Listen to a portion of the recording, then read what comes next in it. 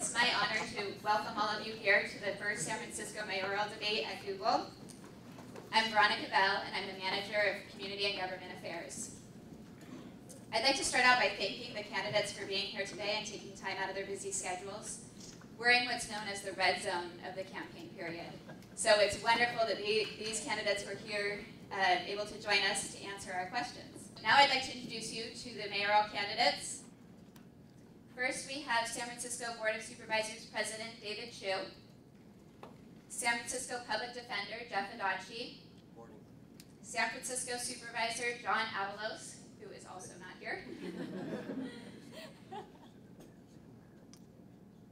former San Francisco Supervisor Michaela Alioto-Pierre, former San Francisco Supervisor Bevan Dufty, former San Francisco Supervisor Tony Hall, San Francisco City Attorney Dennis Herrera, Ms. Joanna Reese, and State Senator Leland Yee.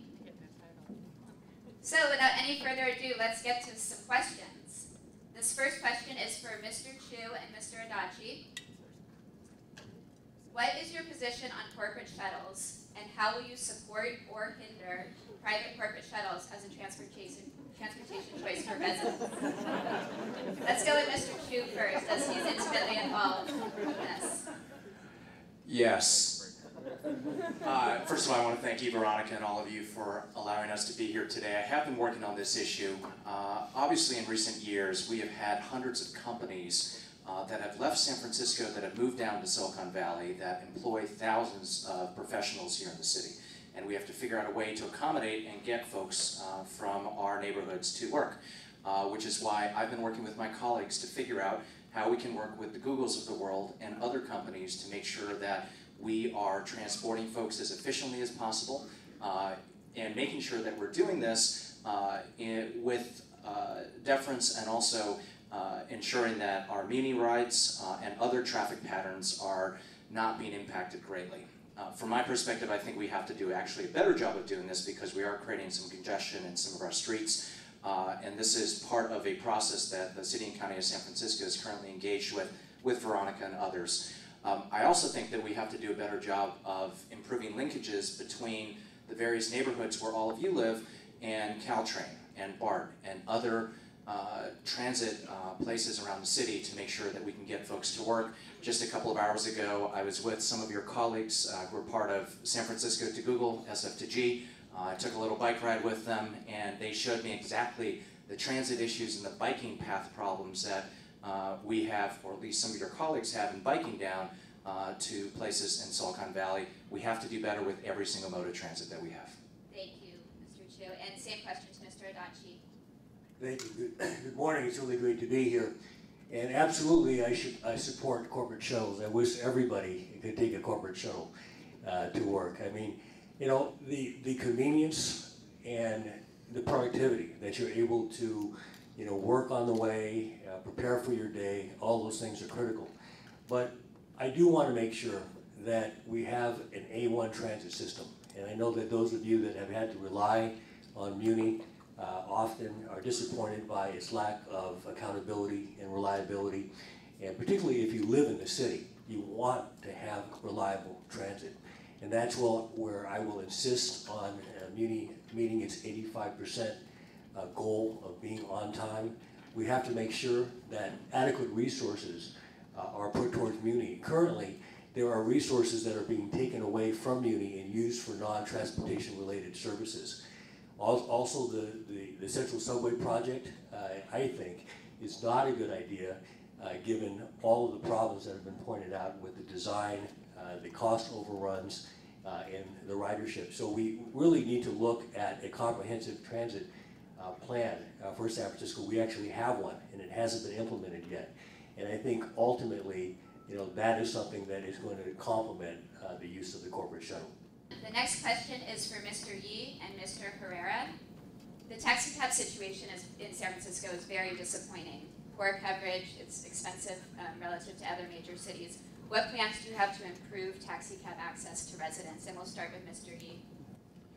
Well, one of the things that you know, I was working on when I was on the Board of Supervisors many years ago was to really provide a single point of accountability for our taxi system. That's why we created the Taxi Commission. Unfortunately, what has happened since then is that the taxi responsibility and operation is now fallen under the MTA. And I think that that was a wrong policy, that was a wrong thing to do. Clearly, we've got to look at different modes of transportation, and the taxi, in fact, is an important mode of transportation.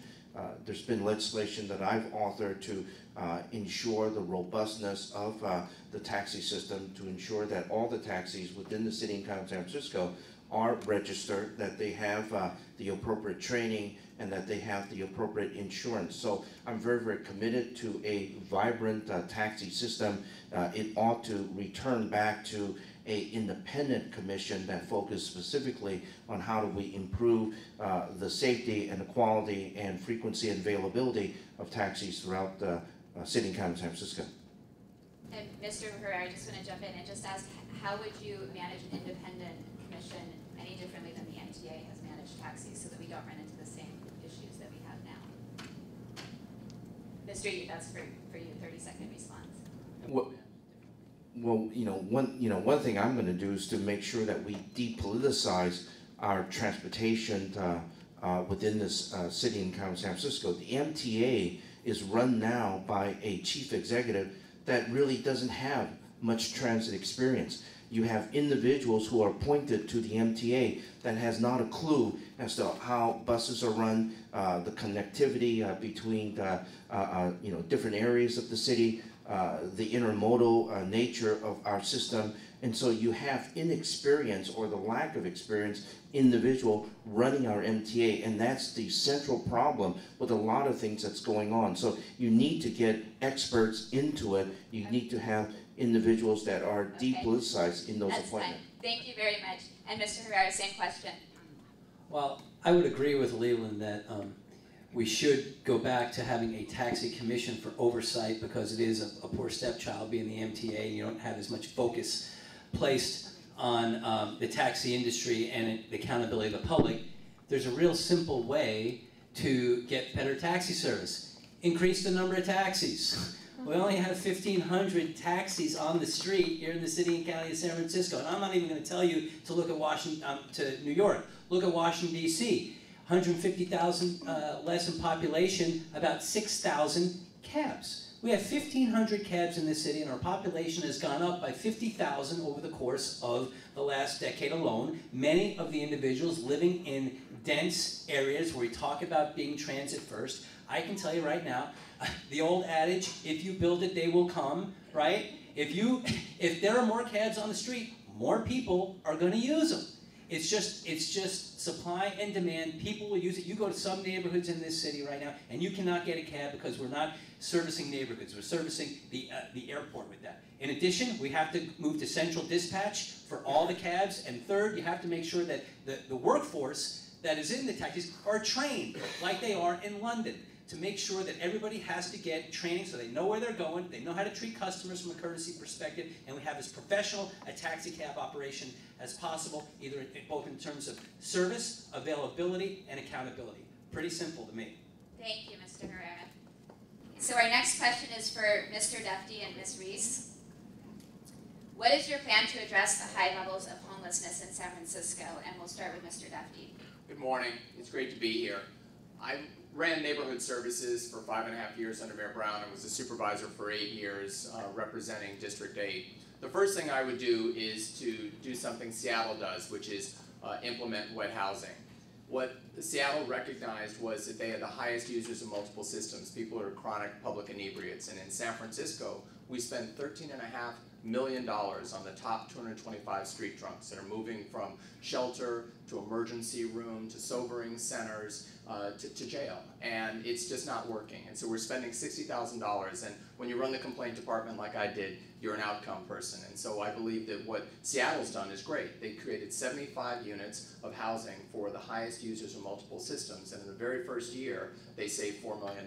So I would want to implement 200 units of wet housing, I think you'd see a big difference on the street. Obviously, people would not be staggering, falling, and injuring themselves. I'm supporting George Gascon for DA because he has a commitment to restorative justice. And for the past 2 district attorneys, the way it worked is you get cited to go to a neighborhood court for an infraction, and if you didn't show up, nothing happened. And there has to be a downside to not engaging, and that's what we want people to do, is engage and move their lives forward. And so I absolutely would be a strong partner with George Gascon on restorative justice and emphasizing drug court and the other behavioral health court, which is our mental health court, and the other systems that we have, and also working on youth homelessness. If I hit my time, was that my ding? That was my ding. Thank you.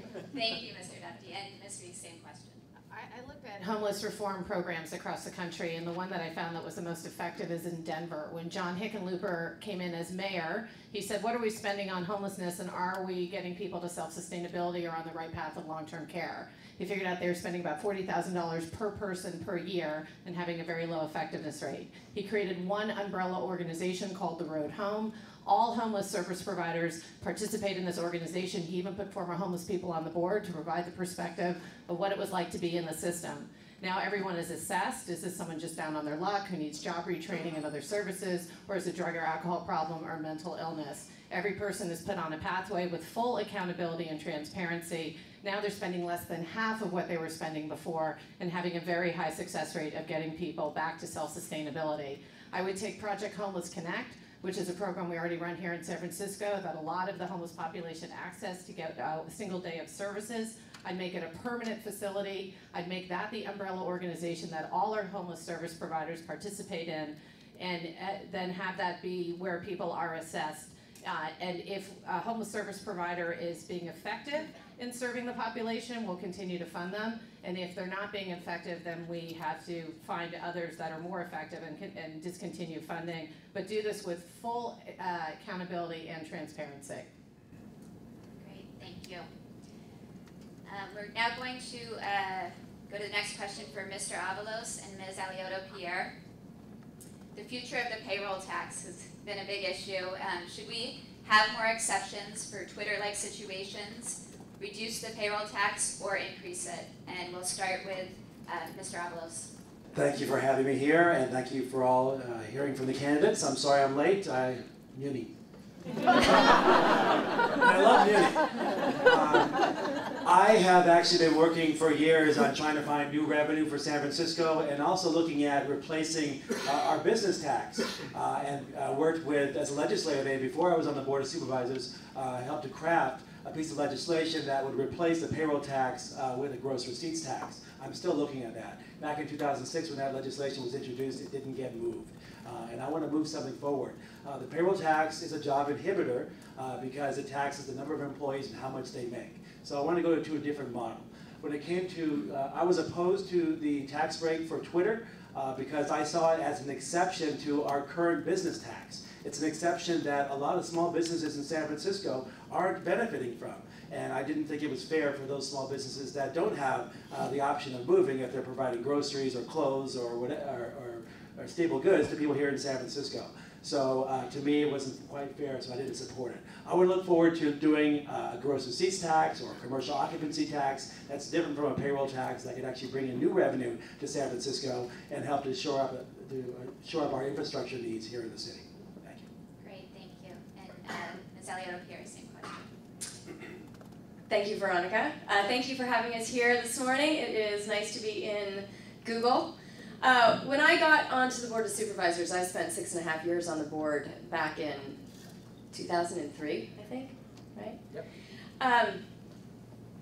One of the first things I did was I looked at the biotech industry. The biotech industry in San Francisco had been one of our sources of pride and inspiration. We had put hundreds of millions of dollars into rebuilding Mission Bay, and we were finding that even though we had made this huge investment, we were losing all of our biotech companies because of the payroll tax specifically. So back in 2003, we had one biotech company in San Francisco. I wrote and ultimately passed the biotech payroll tax exemption, which was the first payroll tax exemption we've had in the city. Today, we have 74 biotech companies. The reports themselves and the way that we followed this over the last 6 years showed that it increased competition and it increased growth within that industry, and it increased our jobs exponentially. So we brought hundreds of people into biotech, and we also made hundreds of positions in the building trades. The payroll tax is a problem for San Francisco. It has stunted our growth, and it has really held us back economically, and so we do need to get rid of it. Before we get rid of it, we have to figure out how we're going to fill that void within our general fund, and so we can't just flip the switch all of a sudden. And it's one of the things we tried to do with biotech, was to lay the groundwork so that we'd be able ultimately to get rid of the payroll tax. Twitter is another step towards that, so is the payroll tax exemption for clean tech. Great, thank you. So this next question is for Mr. Hall and Mr. Adachi. Are you for or against removing a lane of traffic or removing parking in each direction for the planned Van Ness and Gary rapid transit system? If you are against it, how would you imagine that this would work without removing a lane? So we'll start with Mr. Hall. You're asking if we're for or against removing a lane on the Gary Street rapid transit Yes, either proposed removing corridor. a lane or removing parking. Right. I don't see how we can have a rapid transit system effective without removing that lane. I really don't see how, and I've looked at every study out there. To be honest with you, I'm not so sure that the existing plans or the plans proposed thus far for a rapid transit system on Gary Boulevard are going to be the answer. I'm not so sure of that. I haven't seen a plan yet that addresses the shop owners and the residents between Van Ness and, say, 37th Avenue. And that's the bulk of the people that are going to be using that system. I don't know who it's going to export. Some of the plans have very few stops. Some of them have a stop at every third intersection, like the Muni's doing now. So is that a real rapid transit plan? I don't know. I haven't seen a plan yet that really answers the bill, and for me to tell you anything different than that is not the truth. I'm not against it. If I saw a plan that worked that does remove the lanes, I would be for it, but I haven't seen that yet. Thank you. Great, thank you, Mr. Adachi. Yes, I do support removing a lane if that is necessary in order to build the light rail out to the Richmond. I absolutely think this is something that we need to do. I mean, we're talking about the central subway, but for folks that are coming out from the Richmond, there really is no way for them to get out here. The 30 bus is ridiculous, and you went and waiting. I see some of you nodding your heads. So this is something that we need to do in order to fulfill the long-term transit needs of our city. I am concerned about the impact that taking a lane out is going to have on businesses, and I think that we have to work with the businesses to ensure, because so many of our small businesses are suffering right now. And even when we put the 3rd Street rail in, a lot of businesses closed during that time. So we have to be sensitive. We have to make sure that by closing a lane, we're not signing a death warrant for these businesses. So I would work collaboratively with them, but I would find a way to make this happen. Great, thank you. So our next question is for Ms. Reese and Mr. Chu. San Francisco has nearly 27,000 public employees for 800,000 residents. That is 1 employee per 29 residents. It's a very high percentage relative to other major cities. Despite this, voters continue to complain about services. What would you do to address this issue if you were to win the election? I'd start with department heads, and I've said that I would ask every single department head to effectively, on day 1, resign and reapply for their job with their zero-based budget, where they justify every bit of spending.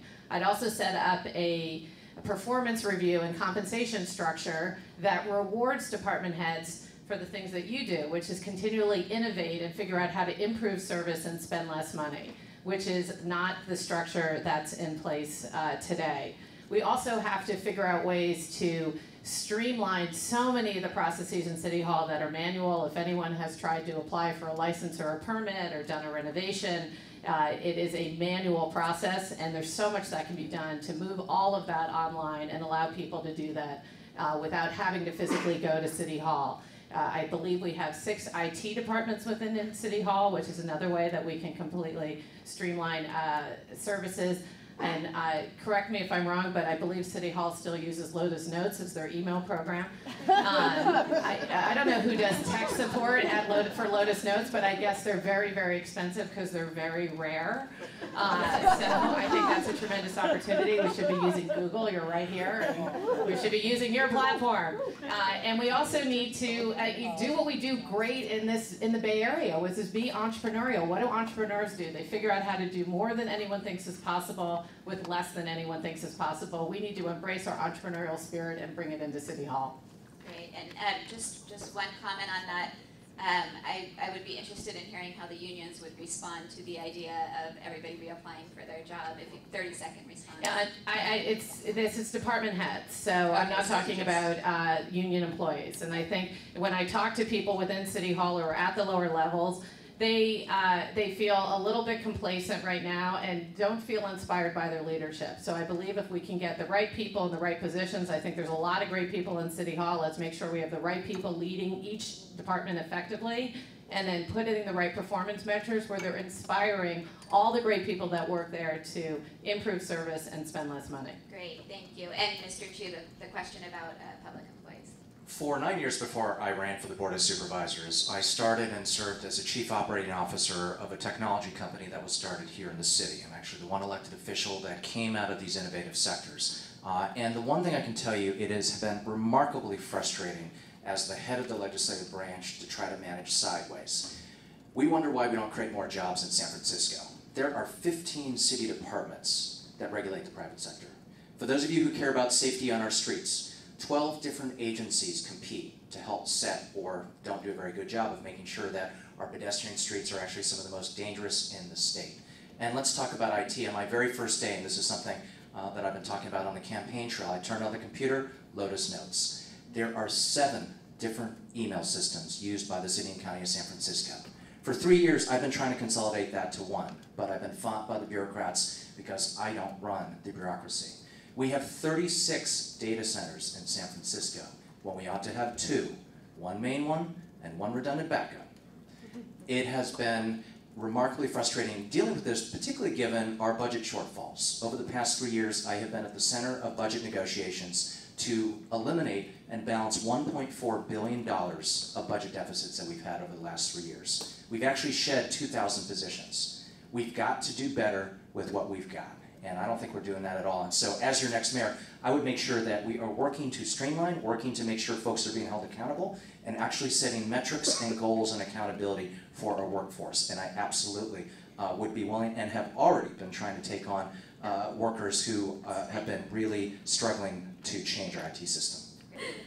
Okay, this next question is for Mr. Herrera and Ms. Reese. Bike commuters keep the air clean and traffic less congested. If elected mayor, what resources would you put into expanding bike commuter resources? I have to tell you, this has been one of the great phenomenons that we've seen in San Francisco over the course of the last couple of years, is the huge growth in cycling and bike traffic. I've done it myself, been out there riding with people, and you look at what has occurred. And I had, I guess, the misfortune and good fortune at the same time, having to defend the city's bike plan when we had an injunction put on us by a group, CAR, right? CAR saying there was a CEQA violation for using bikes. It's kind of an interesting thing. But it's been my privilege and honor to work on that issue. We need to make sure that we are expanding the Bay to Ocean bikeways and dramatically expand the bikeways that we have. You look at what's going on Fell and Oak in the area of Divisadero in terms of making more easy commutes from the west side to the east side. And we have to do something else, which I think would be a huge boon here in San Francisco for cycling, pedestrians, and for the mid-market area. We have to get away from being afraid of shutting down Market Street from Van Ness to the foot of Market Street, and ensure that we provide free Muni access up there, free crossover for cars, but make sure that we're expanding and creating a creative corridor on Market Street, which brings the arts community in, cycling, pedestrians, lessen the rules and regulations for small businesses that want to locate on Market Street, and you could have a world-class thoroughfare like Las Ramblas in Barcelona or 16th Street in Denver, where you have something that could be a vibrant hub which would celebrate cycling, pedestrian access, green space. That is the #1 thing that we could do to promote cycling even more than we already have, in addition to what it is that we're doing. Thank you. Sorry. And Ms. Reese. I agree with so much of what Dennis talked about, but I think we need to pull back and look at bike routes systemically and look at a complete city map so we figure out where are right now we have specific routes, are those the best routes? And make sure that we're engaging with the bike community and the local community in coming up with better dedicated bike lanes. I always say I love, you just mentioned Market Street, but I like to sit out at Cafe Trieste and watch all the bikes go by in the morning. You feel like you're somewhere in Europe, where I thought, oh great, we're transforming as a city, and it's just great. The other thing is, the way we're going to get more people to bike is if we have fewer people leaving the city to work. 25% of our working population commutes out of the city every day. So I'm going to go back to saying we got to eliminate the employee payroll tax and stop option tax so we can keep the best jobs and the best people here, so we have more and more bike routes. But we have to look at it as a system and then create the best system across the city, fully engaged with the bike community and our local neighbors. So this next question, I'm actually going to ask of 3 candidates, Mr. Avalos, Mr. Yee, and Mr. Duffy. Many Americans are very angry at the bank bailouts and the too big to fail concept. What are your personal views on the bank bailouts and the too big to fail and Occupy Wall Street protests happening currently? And we'll start with Mr. Avalos on that. You ever feel like you've been cheated? That's how I feel about the bank bailouts. We actually had spent, for Bank of America alone, $273 million to bail out Bank of America. And right now they're in the process of downsizing, or they want to downsize about 30,000 employees across the country. This is what's emblematic of our banking industry. We have 4 banks in San Francisco that have received a huge, in the country that have received a huge bailout. Chase, Wells Fargo, Bank of America, and Citicorp. And they actually do not do a lot of work to support small businesses and small property owners. They get about $5.4 trillion in assets, and they do much less than the $1.4 trillion that small banks have in assets to support small businesses and small property owners. We need to change this around. I'm looking in San Francisco about creating our municipal bank, our own bank in San Francisco that can support small banks to do small loan development for small businesses. It can help stabilize the riskiness of a lot of the loans and help to ensure that we're doing much more to support the local economy. I actually support the Occupy movement around the world and around the country, and I support the effort here in San Francisco, and I'm appalled at the crackdown that's happening from Mayor Lee and the police department against the occupiers here in San Francisco. When the breakdown of our economy happened with the mortgage crisis, it had tremendous effects throughout not only this state, but this country and this world. At the state of California, we've been cutting our budget to the tune of $20 billion, $30 billion. At one time, we had cut our budget to $44 billion. And that is exactly because of the residual effects of the meltdown within the home mortgage industry. Given that, the federal government tried to do what it can to at least salvage some of the more robust institutions. It was always the intention that those kinds of bailout would in fact benefit the regular individuals. And what was so sad was that that did not happen. And so I am absolutely, I think with John Avalos at the state level, trying to figure out ways in which we can give local government and also the state of California the ability to run our own banks. We cannot continue to allow those banks that absolutely don't care about our community to continue to benefit from any of the bailouts whatsoever. You know, I too, like many other individuals, am absolutely supportive of the occupiers. I think that they are symptomatic of what's going on in this country and in this community. And that is that there are individuals who have taken advantage of the system, enriched themselves, and they have left everyone else behind. I'm extremely supportive and doing everything that I can to get their message out. Great, thank you. And Mr. Duffy, same question. Thank you.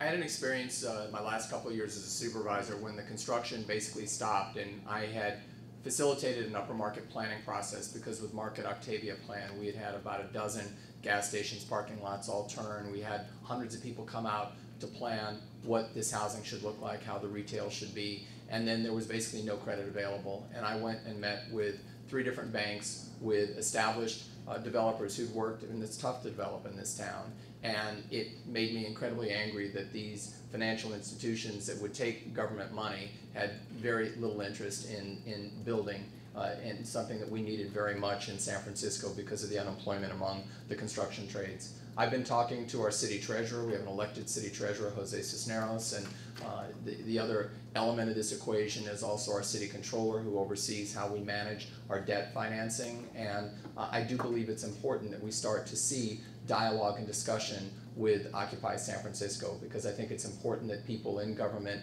are accessible. I would not have police in riot gear in City Hall. I think that sends absolutely the wrong message to people who have the right, and I think it's unnecessary. You know, with all good humor, and John, Michaela, and I, you know, we could be in a board meeting with Chris Daly on his maddest day, and we didn't have anybody in riot gear coming in, so we don't need that for citizens that want to protest. And for those of you that look at my website, bevindufty.com, I do want to say that I have on my front page a black agenda, and if you look at the income disparity for African Americans in this country, what has happened to the median income for African Americans versus others, it's clear that things are really going in the wrong direction and we have to do something different. Great, thank you. So I'm just going to ask one last question of the, this one is for Mr. Hall and Ms. Alioto-Pierre, and then we're going to go to audience questions. And this question is, so New York and LA have approximately 30% of households with children. San Francisco has approximately 18%, and it's dropped over the years significantly. Do you see this as a concern, and if so, how would you address this? And Mr. Hall, we'll start with you. Well, is this working? Yes. Hello. As a father of 7, obviously it's a big concern, folks. I've raised 7 kids in this town, and I can tell you it's not, it used to be, it's not anymore, a family-friendly city. And why? Because the middle class that has most of the children, and that's very few nowadays, are being forced to move out. They can no longer afford to live here. The median price of a home in San Francisco is a lot higher than it is in any other city in the United States, with the exception of the units in New York. How did they solve that problem? How did the more intelligent approaches come about to solve that problem? It's what I proposed in 2002 while on the Board of Supervisors. No one in an entry-level position is going to be able to afford a home in San Francisco, but they can afford the apartment they live in if the landlord is willing to sell the apartment voluntarily to the tenant who's willing to buy it. And whether you have a municipal bank or any bank, they'll loan on that. And the cost of that unit gives you a piece of the rock at about half the price of what a house will go for. It allows you to establish roots in this town, and many middle-class families are living in 2- and 3-bedroom apartments. They would be paying in a mortgage with less than they're paying rent. So that program is something that I would bring back in as mayor. It's called Home Ownership Program for Everyone. It's that, along with creating jobs, which is a whole different question, and I have a whole different solution to that, would be the secret to keeping the middle class with children in this city.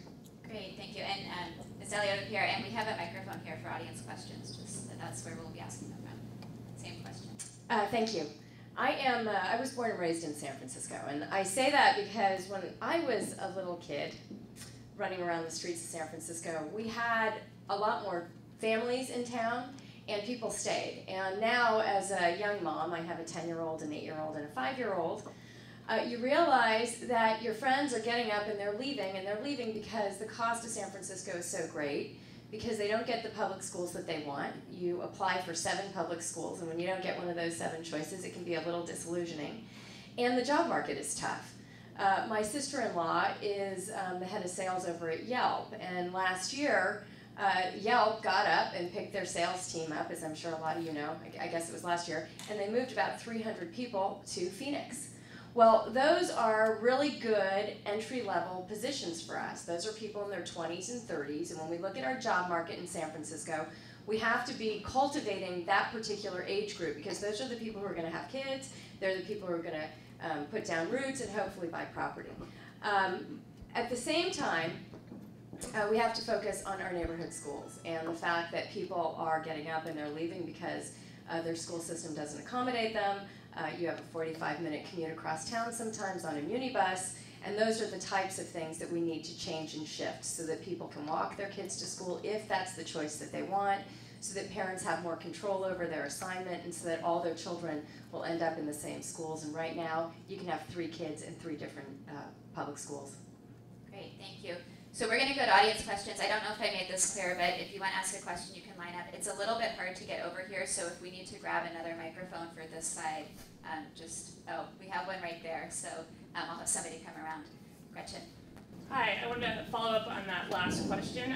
Specifically in San Francisco, we see a lot of families leaving the city when their kids hit around the age of 5.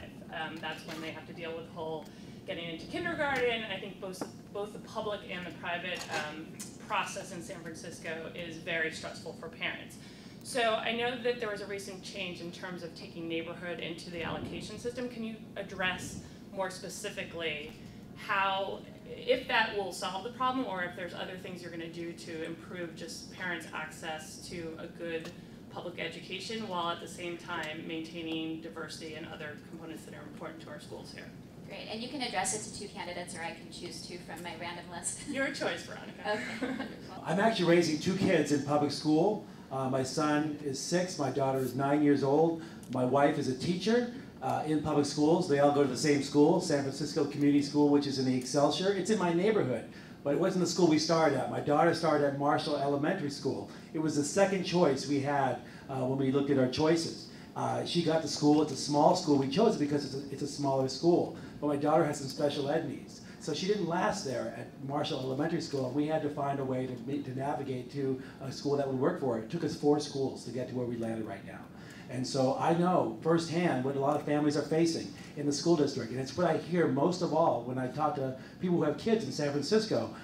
They say, how are you going to improve the schools? Well, the mayor is not directly responsible for the schools, but the mayor can champion the things that are working in the schools. And the mayor can actually work really hard with the school district and the powers that be to be able to get money for the schools as well. And that's what I want to be able to do. When it comes to championing our schools, I want to look at what are the models that work. Smaller classroom sizes, smaller learning environments, smaller schools are what's really working. We have great models in San Francisco. There's a school called June Jordan School for Equity. It's in my district. It was started by a lot of organizations. My friend Shada right here actually used to work there at the school. And they're doing amazing work to actually get young people, very diverse group of young people, to graduate at higher rates than even Lowell High School. It's amazing to see that we're preparing kids for college. So we actually have great models that are working to make our schools effective. We just need to make sure that we're championing them. That's something that I want to do. Great, thank you. And Mr. Yu? You know, I'm the only candidate that has attended the public schools in San Francisco, and all of his kids have attended public schools. The problem with the San Francisco Unified School District, and I'm very passionate about it, it's not a criticism, because I served 8 years on the Board of Education. I'm an educator, a child psychologist that worked in mental health systems and also schools. The problem that we have is that many of our school-age kids are moving over to the west side because that's where families are moving over.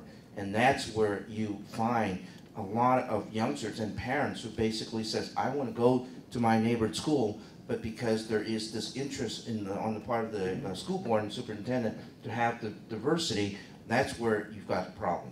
So the solution is that you've got to improve the quality of public education in every single school. You ought not to just simply say, well, if I want to get a good school, I've got to go over the east side.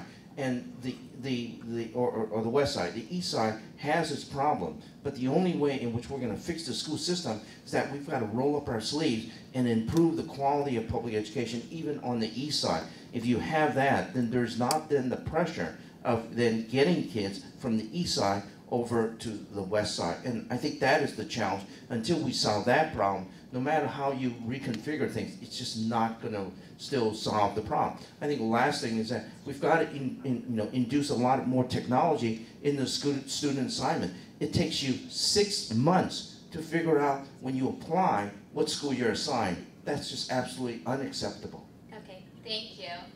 This is a question for candidate Adachi.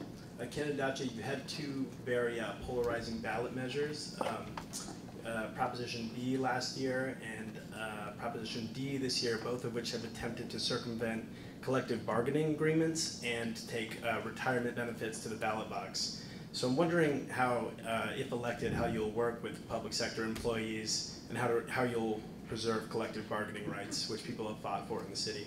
Right. Actually, neither measure affected collective bargaining at all. Okay, city employees have the right to collectively bargain for salary. What we're talking about here is pensions. And these are pension benefits that are afforded to employees who have worked for the city for a period of time and then upon their retirement get a pension check. We have a crisis in the city.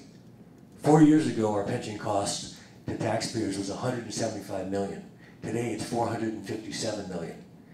Within 4 years, it's going to be $829 million. Why is this? Because losses in the pension fund have resulted in an increased burden to residents. All the programs we're talking about here, I'm a social progressive. I've been in my entire career. I've been pro-labor my entire career. We're going to lose jobs and cuts to basic services, even greater than what we've seen already, unless this problem is fixed. I was the only public official who stood up to deal with this issue. I went to the mayor, almost every supervisor, and begged them to address this issue because I knew that unless we address this problem, we're going to see deep cuts, like we're seeing now, 50% cuts in our parks budget. For 2 years in a row, we've canceled summer school for 10,000 kids because we don't have $1 million to pay for it. And yet we're spending 457 times that on pension costs. Both measures in Proposition D, which is on the ballot that I'm supporting, would simply require city employees to contribute towards their pensions. I have to contribute 4% more towards my guaranteed pension, which is 75% of my last year's income for the rest of my life upon retirement. That's fair. Thank you. And if you have a follow-up question, did you have a follow-up for Rio? Okay. Well, I just wanted to point out that city employees have contributed $250 million over the last few years, so just wanted to leave on that note. Great. Okay, next question. I actually have a question about startups, and Ms. Rees, I'd love to hear your answer on this. You know, there's a lot of startups, obviously, in the Bay Area over the last couple of decades, and New York has recently become more and more of a popular place for startups to start. Lower salaries, the payroll tax that we mentioned before, especially if a company goes public, you stand to lose a lot if you're based in the Bay Area. Do you have any other plans, aside from the payroll issue you guys already discussed, that might help convince startups to stay in the Bay Area? Absolutely. So I've said that I would take the Mayor's Office of Economic Development and expand it to an Office of Entrepreneurial Services, where we have a team of people who go out to startups. I've worked with more than 60 companies in the Bay Area, I've created thousands of jobs, and every entrepreneur I've worked with said, no one from City Hall ever came and talked to me, who would go out to meet with entrepreneurs, say, number one, you're really important, we want you to be here, and work to steward them through the process of staying. This is how you file for licenses and permits. This is how you get permanent office space. So they have an ally in City Hall to help them in that process. And go to places like the Hub and Rocket Space and work with those entrepreneurs to keep them here and eliminate the employee payroll tax and the stock option tax on top of it.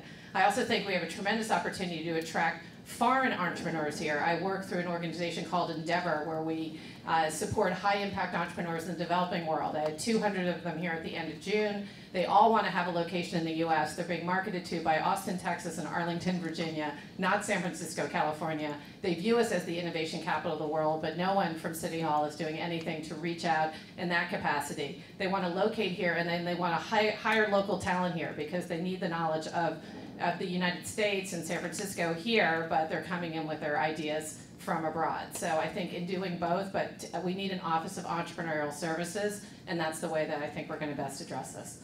Great, and I'd also like Mr. Chu to respond to that question, if that's okay. Sure.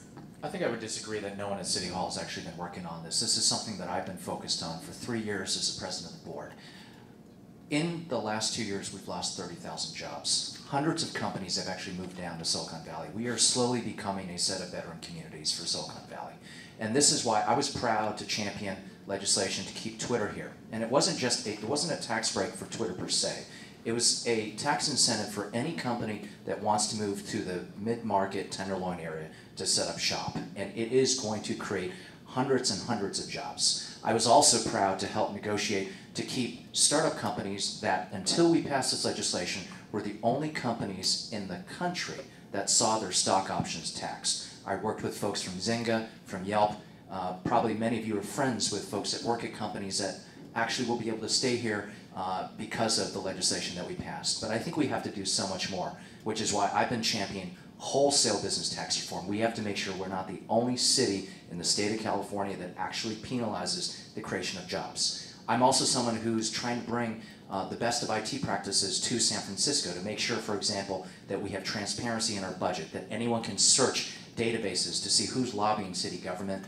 Recently, I proposed that we have an application so that folks can try to avoid having their cars towed, so you can actually get a reminder on your text or via your email to let you know if you've parked in a certain street, you got to move it because on Monday there's street cleaning. There are so many ways in which smart folks, probably many of you in this room, can help the city move forward using technology and really creating that innovative economy, and I want to be the mayor that helps to foster that. Great, thank you.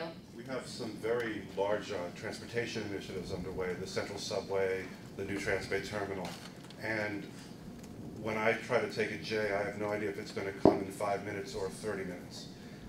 Is there any way that we can keep focus on funding the day-to-day needs, monitoring the day-to-day operations of something, the Transit Effectiveness Project, what happened to it? How can we keep the day-to-day needs running without being distracted by larger, sexier projects? And I was hoping to get an answer from candidates Chu and Dufty. Thank you. This is another topic that I have been focused on as one of my top priorities over the past 3 years as the president of the board, in part because I sit here as the one candidate who does not have a car. Every day of the week, I'm on Muni, I'm on my bike, I walk, I try to catch cabs, or I use city car share. And every single one of those modes has a long way to go. So for example, let's talk about Muni. You're absolutely right to point at the issues that affect our financing. We've got to figure this out. But if we were to implement the Transit Effectiveness Project, which we spent several $1 million several years ago to figure out, we know what we need to do to get buses moving faster without any additional money. If we let folks get on the back door as well as the front door, if we consolidate some of the bus stops, we have bus stops in many parts of the city on every block. Actually, on the block I live, I have 2 bus stops. We don't need that many bus stops. We can actually eliminate some of them. And we could also implement technology so that bus drivers, as they can in other parts, in other cities around the country, can actually control the traffic light so that you can hang on to that green light for 3 more seconds to get the bus through the intersection. These changes could help make buses move faster than the 8 miles an hour that the average speed of a bus travels on San Francisco streets. If you move buses from 8 miles an hour to 10 miles an hour, you're actually potentially saving over $100 million in the system. Money that could then be poured into making sure that we're rebuilding we're building the Geary and Van Ness BRT, that we're building bike lanes, that we're putting other lines on. There are so many things that we can do to address this if we're smart about how we use our money. Great, thank you, Mr. Duffy. So I'm going to stand up because I want to see everybody. When you talk about fixing Muni, it's about human capital. I'd like to imagine that all of you have a life-changing experience and become Muni operators, okay? So this morning I was at Glen Park, Dennis was there, Chris Cunning, who's running for sheriff, and a guy walks by, life coaches from Muni, huh? And walked by and, you know, hit his clipper. Yeah, isn't that outrageous that I talk about the fact that we have to elevate the human capital, the people that work for the city. 1 out of every 8 shifts for a bus driver or a train operator, they don't show up. That is a huge loss to the system. We lose $11 million a year through fare evasion. None of you, as you start your career driving the 14 mission, are going to have the experience that somebody had 2 weeks ago when I got a call about somebody drunk getting on the 14 and urinating in the front of the bus. How would you feel if you had the experience of having something go on pandemonium in the back of the bus between 3 and 6 and you push the panic button and it takes 25 minutes for a police officer to respond? I absolutely feel that it's the human capital, and I'm going to be a bus and rail yard mayor. I worked in the transportation industry, and I feel very strongly throughout the city that that's what it's about. but I'm going to be there and we're going to change this. And yes, it's worth investing in the people that do this work to help them understand about first-time home buyer, help them understand about below-market units. What are the good schools for their kids to go to, after-school programs? Because that investment that we make in helping them be successful in life is going to make them want to be a memorable and great bus and train operator, and that's what it's about to me. Great, thank you. Thank you, Bob. At Google, we talk a lot about speed around decision making, and I had the recent opportunity to work with the Alcohol and Beverage Control Board, and this process took months with a lack of visibility, lack of customer care, and this was an extreme detriment to a small business owner and a new business, as well as to everyone here from the lack of tax revenue that we were looking to give to the city. This is obviously a revenue positive event that we didn't move quick enough on as a city. So regards to either this board, but also to other revenue positive events that are just moving very, very slowly, what can we do to improve top line revenue? And I'm going to go to Mr. Herrera first, and then to Ms. Aliotta-Pierre. A couple of things. First, I think you're exactly right when it comes to entertainment. What does a small business owner or any business owner want? You want predictability and certainty. Tell me what the rules of the game are. Lay it out for me. Let me know what I have to do to compete, and let me move forward on my thing. And I got to tell you, entertainment and nightlife and alcohol is a key component of that. I don't know how it came about, but I was working with the folks at Slim's, because after being there for 25 years, they were having everything shut down by the Bureau of Alcohol, ABC up in Sacramento. Now they're putting all sorts of limitations on small restaurants and bars that are opening, saying that you have to shut down by 10 o'clock. You can't even have any wine on the table after 10 o'clock. The fact of the matter is, if we're going to be a 24/7 city, if we're going to be an international gateway city that is attracting high-tech entrepreneurs, and we're going to say we're going to reward entrepreneurship and creativity, we have to be an entertainment nightlife destination as well. Because people that are working hard have to make sure that they have the opportunity to play hard, and it adds to our economy and our vibrancy. That's why in my jobs plan, 17-point jobs plan that I put out there back in June, I talked about creating an entertainment zone south of Market to make sure that we are fostering the creativity and the artistic community that is going to make San Francisco as vibrant as possible, and make sure that we are getting the revenue that we need to help contribute to the overall growth of the economy. Great, thank you. And Ms. Aliotta-Pierre? Let me just say, for starters, that the ABC is a little bit of a nightmare. I'm a grape grower, I'm a winemaker, and I carry a liquor wholesale license. And so I have a pretty good understanding of how difficult navigating through that system can be sometimes. But what I'll also say is that San Francisco itself is such a bureaucratic city. And it's not just about getting things done with the ABC or entertainment, but it has a lot to do with getting things done, period. I passed something called the Film and Television Rebate Program a couple of years ago. We had been pushing filming and television outside of San Francisco. This was just a very simple rebate of services. It was the first of its kind in the state. And from 2008 to 2010, we created 3,000 jobs in the film and television industry, paid out over $5.5 million worth in wages. We were able to get Milk filmed here, La Mission, and we got Trauma. And we actually really worked, when I say we, me and Stephanie Coyote, who was the head of the film department, really went out there and had to work for this business. Because San Francisco, if you want to film in San Francisco, you have 14 different departments that you have to go to before you can take out those first filming permits to start doing business in the city. This is a multi-million-dollar industry. In order to change that, I put a charter amendment on the ballot that unfortunately did not pass. But we need charter reform in order to streamline a lot of our departments because of the jurisdictions that they all have over their own little piece of San Francisco's little pie. And so what we need to do from a business perspective is pull all of that stuff together. You should be able to get one permit to film wherever you want, and you can't. You should be able, when you're starting a small business, to go to one place and get the permits that you need, and you can't. And so we need to look at charter reform to make sure we can do that. So this question is for Duffy and Herrera, although really could be for all of you guys. With ranked choice voting, it's actually a pretty huge deal who you vote for second and third. So my question is, to someone who, say, is voting for you as a first who would you recommend they vote for, second and third? And I'd actually like to jump in really quickly, and I'm going to ask Mr. Hall to also answer, but go ahead, or Mr. Duffy. Great. Yeah, I've said that Ed Lee is among my 3 choices, and beyond that, I've not said who the last choice is going to be. There are a lot of great choices, and I like ranked choice voting because Dennis and I stood out at the Glen Park BART station, and I didn't feel any awkwardness. I'm not asking anybody to vote against somebody, right? I'm just saying, put me in your mix. That's, it's a very simple equation that I'm looking for. And I think that's a great move for democracy because you see too much of this in campaigning where people feel like they've got to take somebody down. And so I voted for Ed Lee to be the interim mayor. I was surprised when he changed his mind and decided to become a candidate. I think it's been a rockier road than he might have thought. But I think that he's a competent and capable person, and I think that there are other good people, and I think it's an intriguing conversation to have. Because, you go to these forums, and what's nice about being here is everybody doesn't have a sticker on. I mean, you can go to a forum, and 80% of the people have a sticker on, so it's kind of like, well, what am I pitching to?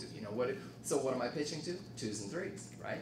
That's what I'm going for, a very different mix, and I ask people to think about what is it that brings out your number 2 or number 3? Is it philosophy? Is it personal contact? That someone's touched you? Is it something you've heard that they've done? Is it the fact that they've got the chutzpah to have a wacky idea and put it out there? What is it that really draws you? But I think this is going to be a fascinating election, and I think that there's going to be a lot of discussion after it's taken place. I do want to acknowledge Malia Cohen. I like to say I'm the Malia Cohen candidate for mayor because she came up from being the number 4, although ultimately she wound up being the number 3, and she won the race. And I think she's been very well respected, so I think you can do that in a ranked choice environment. Great, thank you. I will say this, I think I have a little bit different perspective than Bevan on the whole ranked choice voting thing. I'm a product of someone who ran in a runoff system. I ran in 2001. While I think that there are a lot of good things that ranked choice voting has done, it has promoted collegiality and like, I think it makes it very difficult for the electorate to discern differences amongst candidates because you're so focused on getting number 2s and 3s, oftentimes you don't want to alienate the supporters of somebody else and draw the distinctions between you and another candidate. I happen to believe that's a downside, but there's positives and negatives with every system. I just think that I'm more partial to the runoff system. I think it's less confusing and it gives the electorate the ability to discern differences. I will say I've loved getting to know all these candidates, whether I knew them or not on this race. I haven't made my final decision yet about how I'm going to vote on things, but I can tell you right now, Joanna Reese is going to be in the mix, and I didn't even know her before we started this race, but I think she's added a breath of fresh air to this, and there are a number of other candidates up here who I have great relationships with, and I haven't made my final decision. But I will tell you this, that I think you should look at all of us through a certain prism. Who has the vision to make sure that San Francisco can be a model for a 21st century American city needs to be, and who has a track record of accomplishment that they know how to use the power of government to get things done. I think there are a lot of great candidates. That's the prism you should look at all of us through and make your decision, but that's how I'm evaluating all the candidates when I make my final decision. And I always vote on election day. I don't do absentee. I like to go to the poll, so I have a few more days left to determine how I'm going to have my final mix. Great, thank you, Mr. Hall. Thank you. This is a hard question for me, and it's not because I don't like the candidates up here. These candidates all have something very, very good to offer. Mr. Adachi brought the pension crisis to mind. I think I've refined it with my proposal for something that will pay off our unfunded liabilities. But let me just say this, it's rather difficult for me who to tell you who to vote for. My position, I'm the only independent in this race. I'm not a Republican, I'm not a Democrat. I'm probably the only candidate that doesn't owe my political allegiance to the Democratic gang that's been running this town for the last 15 years. That's why I'm in this race. To put people over politics. I'm also the only candidate that has had the gumption to stand up and say, no more income tax, no San Francisco local income tax. Many of the candidates up here want that. I'm the only one that's standing up and saying no to a floor tax for our small businesses. The only candidate that is saying no to a parcel tax for our property owners. I think I'm the only candidate that has expressed an interest in not overturning Prop 13. Because this state will go into total financial ruin.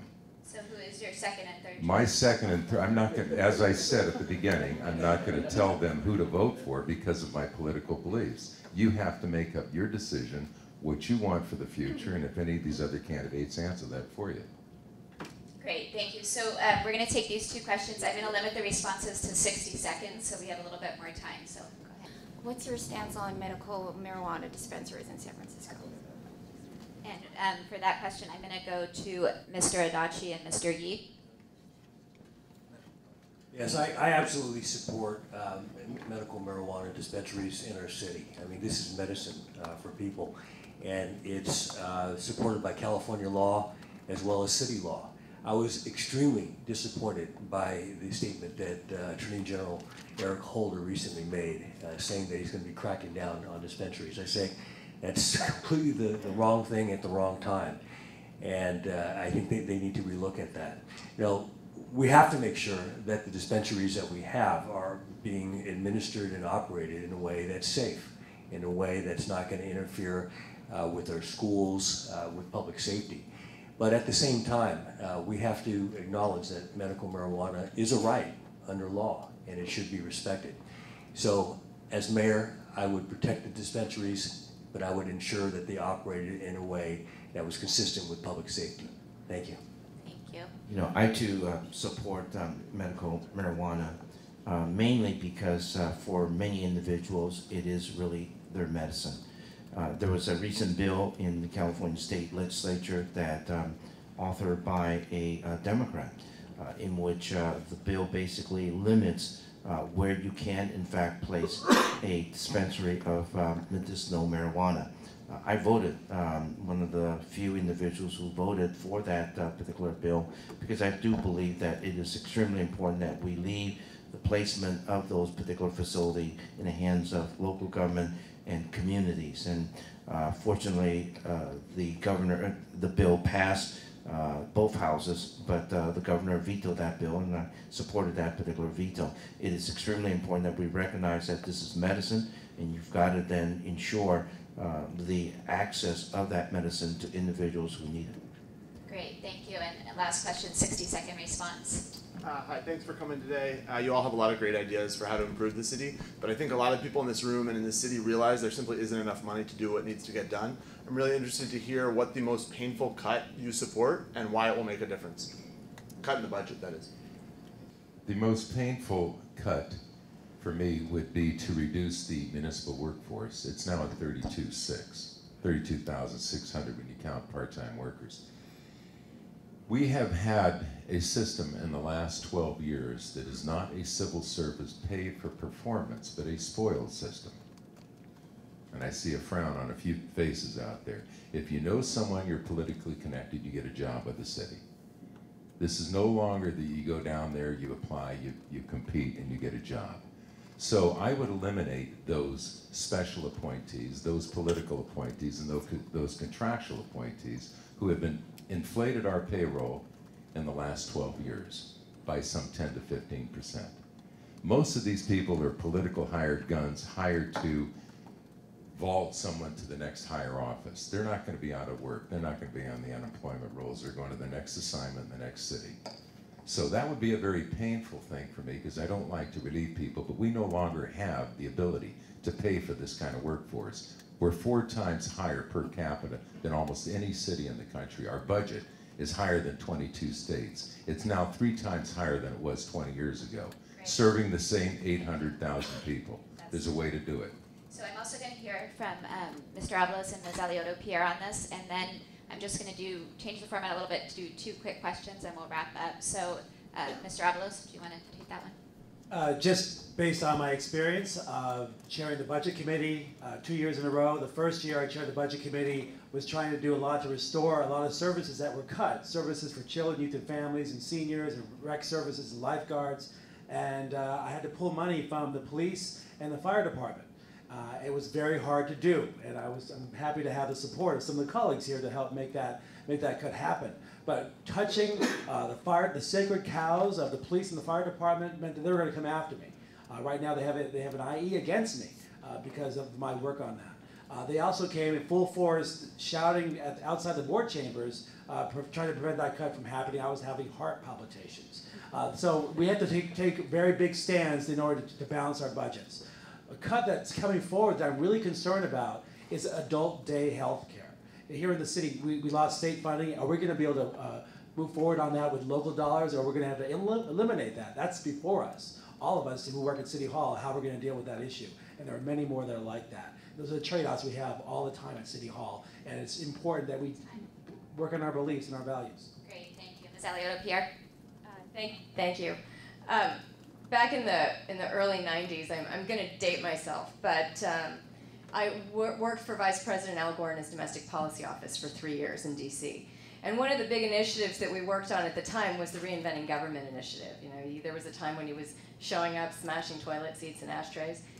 San Francisco needs to do something very similar, and it sounds a lot harder than it actually is because the San Francisco bureaucracy is so big. It does mean making some pretty serious job cuts. When you look at our planning department and DBI, for example, a lot of those services are they're duplicative. The system itself is huge. We need to look at what they do in Vancouver. We have one model, planning and DBI, under one roof. We have estimated that you'd save about $2 million a year just by doing that. You look at the 3 agencies that deal with child welfare. I had them audited before I left office: DCYF, First 5, and Public Health. We found at the end of the day, the city provides certain resources for childcare. We had $1 million on the table, but we had a waiting list of 150 families who had been told that there were no more resources for them. And so we had departments who were too big, who didn't know what they were doing, who weren't speaking to themselves, and we need to do something very similar to what we did in the early 90s with the REGO effort, and take apart our departments, department by department, use efficiencies and streamline the whole thing, and cut all the waste. Thank you. So I'm just going to ask 2 very quick questions before we wrap up, and your responses is just show of hand. If the answer is yes, raise your hand. Who took public transportation here? Great. And do you support free access to Muni for minors? Wonderful. So I just want to say a huge thank you to all of our candidates for being here. Really appreciate it.